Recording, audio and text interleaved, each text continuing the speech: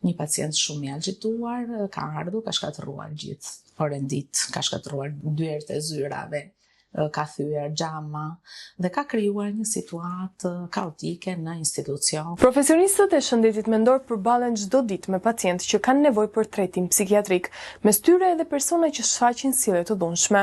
Doktoresh Valentina Sabella, mjeke psikiatre pranë Poliklinikës së Specialiteteve nr. 3 në Tiranë, sjell 2 raste nga përvoja e saj profesionale, duke shpjeguar se si veprojnë ekipet e shëndetit mendor kur përballen me pacientë me probleme të shëndetit mendor dhe sjellje të dhunshme. Një rast ka qenë shumë i vështirë kur ne si ekip kemi qenë në një nga zonat periferike të Tiranës. Pacienti ishte i mbyllur në banesë, një nga familjarët ka ardhur tek ne dhe ka folur për situatën se si ishte, por në fakt nuk na e tregoi me hollësi që ishte rast i dhunshëm. Dhe ne ishim dhe femra, vetëm femra, dhe jemi ndodhur përpara një rreziku sepse shkuam në banesë dhe ai mbylli derën.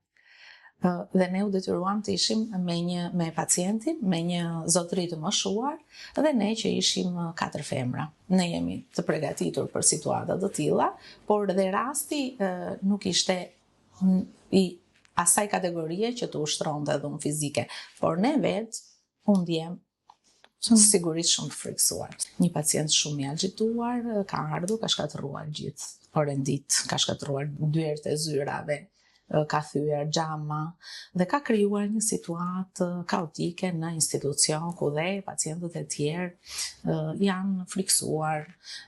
Është ndërhyrë nga policia e shtetit, urgjenca dhe është realizuar shtrimi me detyrim.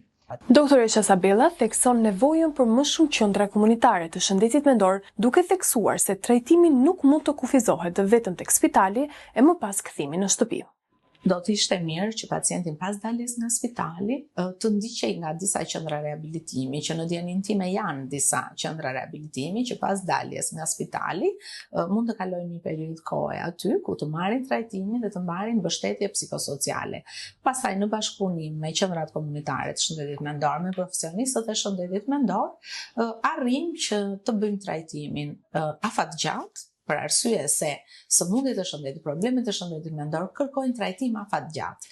Kjo ngatërohet në popullat. Në momentin që merr mjekimin, sëmundja dominohet, zbutet, kthehen funksionet. Por në qoftë se ajo nuk trajtohet në atë afatin kohor, të cilën e përcakton vlerësimi që bën, vlerësimi her pas hershëm i pacientit nga mjekët, nga profesionistët e tjerë të shëndetit mendor, atëherë kjo sëmundje rikthehet. Ky është problemi në shëndet mendor, që pacienti bëhet mirë dhe ndërpret mjekimin.